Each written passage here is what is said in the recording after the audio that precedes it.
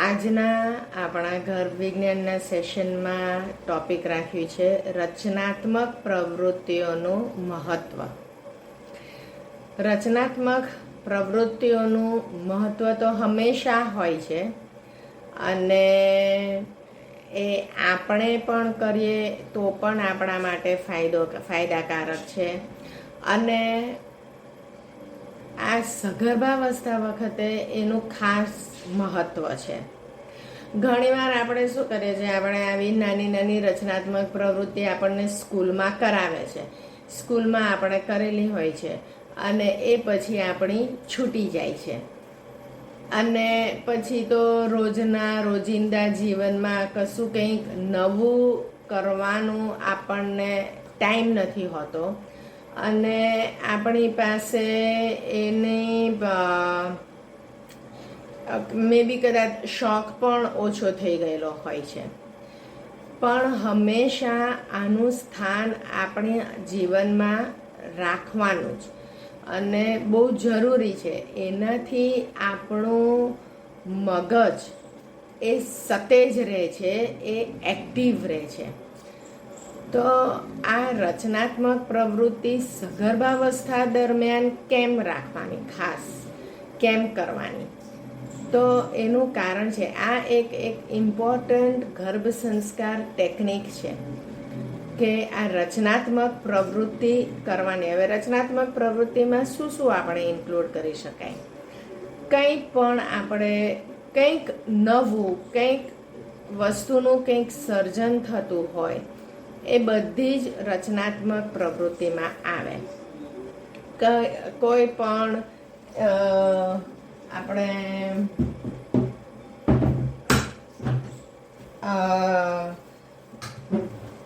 સુડોકુ પણ ભરીએ કે ક્રોસવર્ડ પઝલ પણ ભરીએ, એ બધું રચનાત્મક પ્રવૃત્તિમાં આવે. અને કંઈ પણ એમ્બ્રોઇડરી હોય, આર્ટિસ્ટિક વસ્તુ કંઈ પણ બનાવવાની હોય કે પેપર આર્ટવર્ક હોય, કંઈ પણ હોય, તો એ બધાને આપણે કંઈક નવી વસ્તુ બનાવતા હોઈએ એને રચનાત્મક પ્રવૃત્તિ કહેવાય. હવે એનું ઇમ્પોર્ટન્સ શું છે?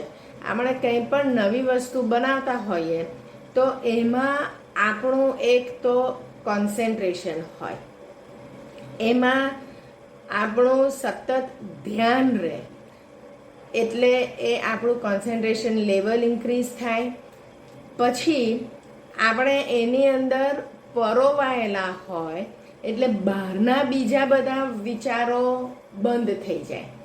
એક સર્કિટ આપણે જે કંઈ કામ કરતા હોય એ અને આપણું મન એ સતત કનેક્ટેડ હોય. એ કામ કરતા હોઈએ એટલે બીજા બધા વિચારો બંધ થઈ જાય, કારણ કે મન એટ અ ટાઈમ 2 કે 3 વસ્તુ જ એક સાથે કરી શકે. હવે એમાં આપણે આ પ્રવૃત્તિ લઈએ અને એ એકદમ કોન્સન્ટ્રેશન આપણું માંગી લે એવી પ્રવૃત્તિ હોય તો આપણું મન એની અંદર કોન્સન્ટ્રેટેડ હોય.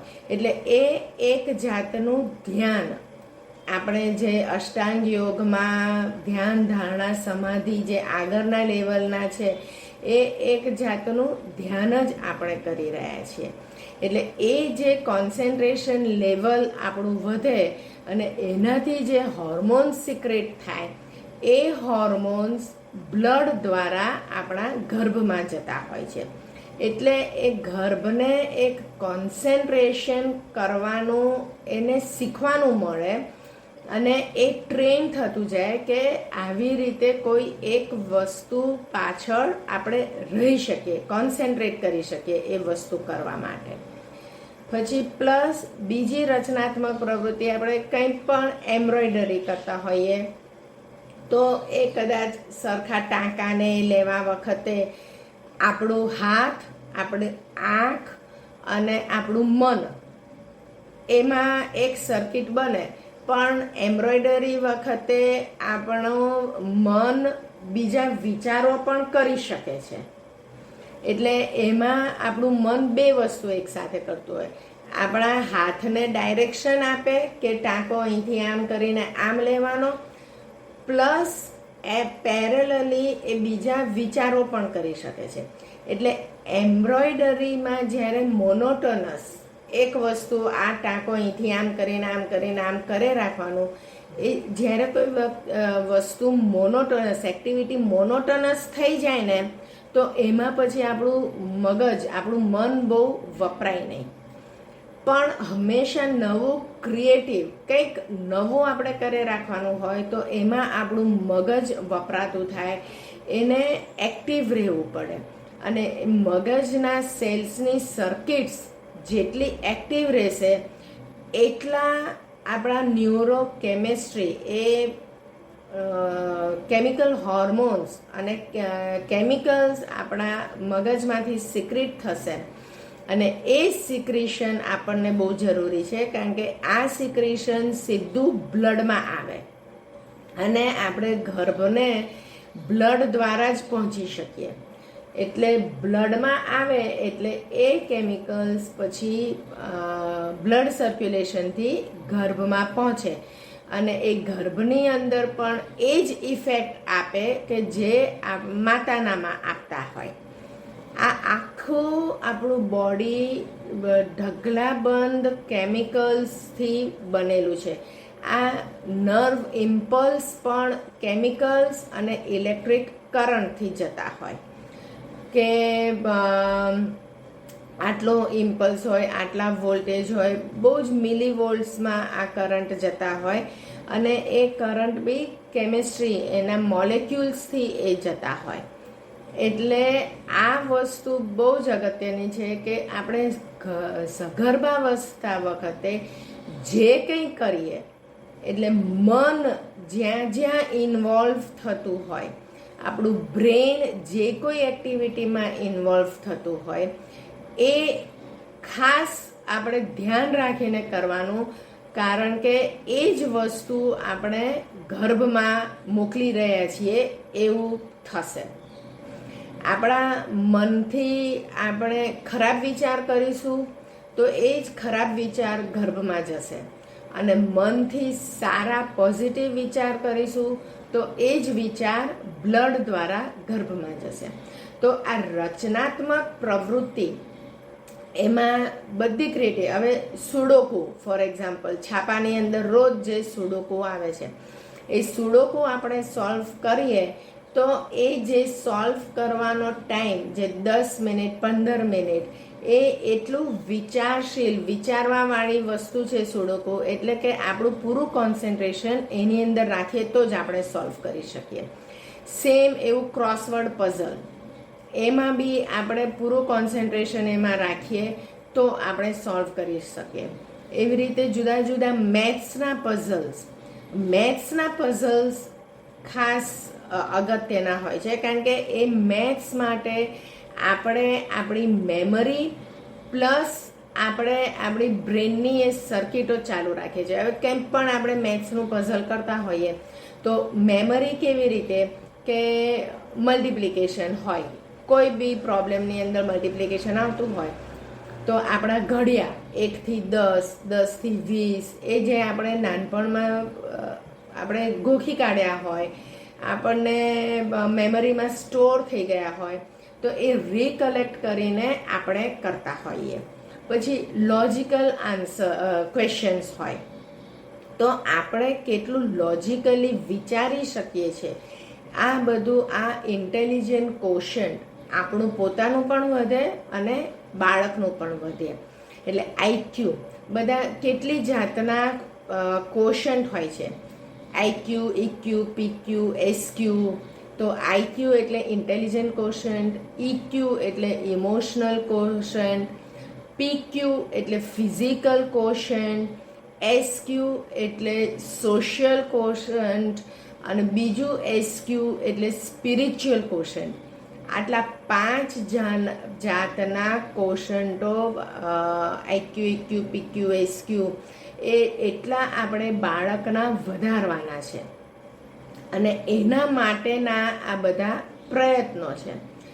તો આપણે આવી રચનાત્મક પ્રવૃત્તિ કરીશું, મેથ્સના પઝલ્સ સોલ્વ કરીશું, સુડોકુ સોલ્વ કરીશું, ક્રોસવર્ડ પઝલ સોલ્વ કરીશું, બીજા કંઈ પણ ક્રિએટિવ એક્ટિવિટી, પેપર વર્ક છે કે નીડલ વર્ક છે કે કંઈ પણ આર્ટ વર્ક છે, ડ્રોઈંગ છે, પેઇન્ટિંગ છે, એ બધી રચનાત્મક, ઇવન કંઈક તમે વાર્તા લેખન કરો, કવિતા લેખન કરો, એ બધી જ રચનાત્મક પ્રવૃત્તિમાં આવે, જ્યાં આગળ wherever our brain is involved in a matter of concentration. બરાબર. બ્રેન ઇન્વોલ્વમેન્ટ આપણે એવું પણ થાય કે આપણે રોજે સવારથી ઉઠીએ અને આપણે બધી દૈનિક પ્રવૃત્તિ કરીએ, રસોઈ કરીએ, ખાઈએ, સૂઈ જઈએ, આખા દિવસની બધી જે રોજની રૂટીન પ્રવૃત્તિઓ હોય છે એમાં પણ આપણે મગજ વગર તો આપણે કરી જ ના શકીએ, કારણ કે ઇન્વોલ્વમેન્ટ જોઈએ પણ કોન્સન્ટ્રેશન નથી હોતું, કારણ કે એ બધી પ્રવૃત્તિઓ આપણી મિકેનિકલ થઈ ગયેલી હોય છે કે આપણે બ્રેનને બહુ એક્ટિવેટ નથી કરવું પડતું હતું. એટલે એ પ્રવૃત્તિઓથી આપણા ગર્ભમાં બહુ ઇફેક્ટ નથી થતી. પણ જ્યાં આગળ બ્રેન ઇન્વોલ્વમેન્ટ હોય, એ બ્રેનને એક્ટિવ કરવાનું હોય, એ પ્રવૃત્તિઓથી આપણા ગર્ભ ઉપર બહુ જ અસર પડે છે. હવે આપણી ડેલી રૂટીન એક્ટિવિટી ચાલતી હોય તો એમાં કશો કે બહુ ફરક ના પડે, પણ સપોઝ ગુસ્સો આપણા ડેલી રૂટીન એક્ટિવિટીમાં ક્યાંક કોઈક એકવાર ગુસ્સો થઈ ગયો, તો ગુસ્સો થઈ ગયો એ ઇમોશનલ ક્વોશન્ટ આપણું ડાઉન થઈ ગયું. આપણું ડાઉન થયું એની સાથે સાથે આપણા ગર્ભનું પણ ડાઉન થશે, કારણ કે એ નેગેટિવ હોર્મોન્સ અને નેગેટિવ વિચાર, ગુસ્સો એ એક નેગેટિવ વિચાર છે, નેગેટિવિટી છે, એ નેગેટિવિટી એ હોર્મોન્સ દ્વારા સીધી પહોંચી જશે. તો આપણે પોઝિટિવિટી પહોંચાડવાની છે ગર્ભને, અને એના આ બધા ઇમોશનલ ક્વોશન્ટ, સ્પિરિચ્યુઅલ ક્વોશન્ટ અને સોશિયલ ક્વોશન્ટ, આ ત્રણેય ક્વોશન્ટ વધારવાના છે. ઇન્ટેલિજન્ટ ક્વોશન્ટ તો આપણે આ બધી આવી રચનાત્મક પ્રવૃત્તિ કરીશું એ રીતે વધી જશે, અને એના માટે બહુ જરૂરી છે આ બધી એક્ટિવિટી કરવાની 9 મહિના. પછી ઇમોશનલ ક્વોશન્ટ વધારવા માટે આપણે જે આ પ્રાણાયામ કરીએ છીએ, ઓમકાર કરીએ છીએ, અનુલોમ વિલોમ, ભ્રામરી પ્રાણાયામ કરીએ છીએ, એનાથી આપણું મન શાંત થાય છે, અને આપણું મન જેવું શાંત થાય એવા એ શાંતિના હોર્મોન્સ કે આ જે સિરોટોનિન કહીએ છીએ, આનંદના હોર્મોન, ઓક્સિટોસિન છે, એ પ્રેમના હોર્મોન, એ આપણા બ્રેનમાં પિટ્યુટરીમાંથી સિક્રેટ થાય છે. અને આ હોર્મોન્સ અને એન્ઝાઇમ્સમાં ફરક શું છે કે આ હોર્મોન્સ સીધા બ્લડમાં સિક્રેટ થાય, અને એન્ઝાઇમ્સ છે ને એ એન્ઝાઇમ્સ એક ગ્લેન્ડની અંદર સિક્રેટ થાય. તો આટલો ફરક. હવે આ બ્લડમાં સીધું સિક્રેટ થાય એટલે એ બ્લડ સર્ક્યુલેશન દ્વારા આપણા ગર્ભમાં જશે, અને આપણા ગર્ભમાં જશે એટલે એ હોર્મોન્સ આપણા ગર્ભમાં જશે. એ હોર્મોન્સ આપણા ગર્ભમાં જાય એટલે એ બાળકના સર્ક્યુલેશનમાં ફરશે. એ સર્ક્યુલેશનમાં ફરતા ફરતા એ હોર્મોન સિરોટોનિન જે આપણામાં જે ઇફેક્ટ કરી, અસર આપી, એ જ ઇફેક્ટ બાળકમાં આપશે, કારણ કે એના બ્લડમાં આ સિરોટોનિન ગયું છે, આ બ્લડથી ગયું. આ બ્લડથી સિરોટોનિન આપણે જે પહોંચાડીએ છીએ એ બ્લડ દ્વારા બાળકના બ્રેનમાં જશે, કારણ કે અત્યારે બાળકની એની ઇન્દ્રિયો કોઈ એક્ટિવ નથી. એ જોશે એ માની આંખથી જોશે, એ જે સાંભળશે એ માના શબ્દોથી અને માના મનથી વિચારેલું જે શબ્દ અને મનનું રિએક્શન થઈને જે સાંભળશે એ બાળક એ સાંભળશે. ફિલિંગ્સ, બાળકને અત્યારે અંદર કોઈ ફિલિંગ્સ નથી થતા હોતા, એ ખાલી એને કિકિંગ, એ એક્સપ્રેશન કરે, જ્યારે એને બી આનંદ આવે, ખુશી આવે, આપણે ખુશ હોઈશું તો એ સિરોટોનિન બ્લડ દ્વારા બાળકને પહોંચશે અને એ બાળક ખુશ થશે અને એની ખુશી એક્સપ્રેસ કિકિંગથી કરશે, લાત મારશે. પછી સૂંઘવાનું એની ઇન્દ્રિય ચાલુ નથી હોતી ગર્ભમાં, બોલવાનું તો એ ઇન્દ્રિય ચાલુ નથી હોતી ગર્ભમાં. એટલે આપણે જે મોટા 5 ઇન્દ્રિયોથી જે ગ્રહણ કરીએ છીએ, આંખ જે જોઈએ છે અને એ જોવાથી જે વિચાર બ્રેનમાં થાય છે અને એ બ્રેનના વિચારથી જે હોર્મોન સિક્રેટ થાય છે એ બાળકમાં જાય છે અને એની અંદર એ થાય. હવે આપણને સવાલ એ થાય કે આપણા બ્રેનમાંથી જો આ હોર્મોન્સને સિક્રેટ થાય છે તો બાળકના બ્રેનમાંથી નહીં થતા હોય. બાળકના બ્રેનમાંથી હોર્મોન્સ ક્યારે એનામાં સિક્રેટ થાય કે જ્યારે એ એની પોતાની ઇન્દ્રિયોથી કંઈક ગ્રહણ કરે અને એના રિએક્શન રૂપે એ હોર્મોન્સ સિક્રેટ થાય. એની ઇન્દ્રિયો તો અત્યારે સક્રિય નથી. એટલે જ આ સગર્ભાવસ્થા વખતે માતાનો રોલ આટલો બધો છે કે એ જે વિચારે, એ જે કરે એ જ બાળક કરશે. જેવું બાળક બહાર આવશે એટલે એ એની પોતાની આંખોથી જોશે. એ જોશે એટલે ત્યારે એને એ એક્સપિરિયન્સ થશે કે સપોઝ એ પહેલી વાર એ કોઈક હવે માતાનું મોઢું એણે જોયું, ચલો જન્મ્યું તો સીધું હાથમાં, ડૉક્ટરના હાથમાં આવ્યું તો એ પહેલું એ જોશે ડૉક્ટરનું મોઢું. એ ડૉક્ટરનું મોઢું જોશે, એને બધું જ નવું લાગશે કે આ શું છે, આ શું વસ્તુ છે, હું ક્યાં આવ્યો. તો ધીરે ધીરે ધીરે એનું બ્રેન લર્ન કરશે. લર્ન એટલે શીખશે કે ભાઈ આ માણસનો ચહેરો છે, આ વસ્તુ છે. એમ કરતાં આપણે અત્યારે શું કરીએ, સગર્ભાવસ્થા દરમિયાન આપણે પણ એને શીખવાડી શકીએ. આપણે સતત સપોઝ આપણે એને ક્રિકેટર બનાવો છે તો આપણે સતત ક્રિકેટ મેચ જોઈએ તો એ બાળકના મગજમાં આપણે એ બ્રેનની એ સર્કિટ આપણે ડેવલપ કરી દઈએ છીએ કે આવી રીતે બેટિંગ કરાય, આવી રીતે બોલિંગ કરાય, પણ એણે જોયેલું નથી. એ આપણે ખાલી સર્કિટ ડેવલપ કરીએ છીએ, જોવે છે માતા. હવે જ્યારે બાળક બહાર આવશે ત્યારે આપણે એને શીખવાડીશું કે આને બેટ કહેવાય, આવી રીતે બેટિંગ કરવાનું, આને બોલ કહેવાય, આવી રીતે બોલિંગ કરવાનું. તો એ આવી રીતે કરવાનું એ સર્કિટ આપણે સગર્ભાવસ્થા વખતે એની ચાલુ કરી દીધી છે. એટલે એને તરત જ રિકલેક્ટ થશે કે હા મને આવું કોઈકે કીધેલું હતું કે આવી રીતે કરવાનું. એટલે થિયરીમાં એને રિકલેક્ટ થઈ જશે. પછી એને ખાલી બેટ પકડીને બોલથી મારવાનું એટલું જ રહેશે. એટલે આ ગર્ભ સંસ્કારની આ ટેકનિક્સ એટલા માટે અગત્યની છે કરવા માટેની, કારણ કે તમે જે બાળક જન્મ્યા પછી તમે જે શીખવાડવા જશો એમાં મહેનત વધારે થશે. કારણ 80% બ્રેન સગર્ભાવસ્થા વખતે બની જતું હોય છે અને આપણે એ ન્યુરલ સર્કિટ્સ બનાવવાની છે આ સગર્ભાવસ્થા દરમિયાન. એ પછી આપણે એને ખાલી એન્વાયરમેન્ટ જ આપવાનું છે એટલે શીખી જશે. એટલે આપણે જે રચનાત્મક પ્રવૃત્તિ કરીશું, હવે મેથ્સના પઝલ્સ આપણે ખૂબ બધા સોલ્વ કરીશું તો તમારું બાળક મેથ્સમાં નંબર 1 રહેશે. એ 101% આટલા રિઝલ્ટ્સ બધાએ જોયેલા છે. હવે અત્યારે તમને જો સાયન્સમાં બહુ ઇન્ટરેસ્ટ હોય અને તમને એવી ઈચ્છા થાય કે ના મારા બાળકને ડૉક્ટર બનાવવું છે તો તમે જો અત્યારે મેડિસિનનું બહુ જ વાંચશો અને એ સાયન્સનું બહુ વાંચશો તો ચોક્કસ તમારા બાળકમાં સાયન્સ પ્રત્યે રુચિ વધારે રહેશે. આ એક પ્રૂવન ફેક્ટ છે.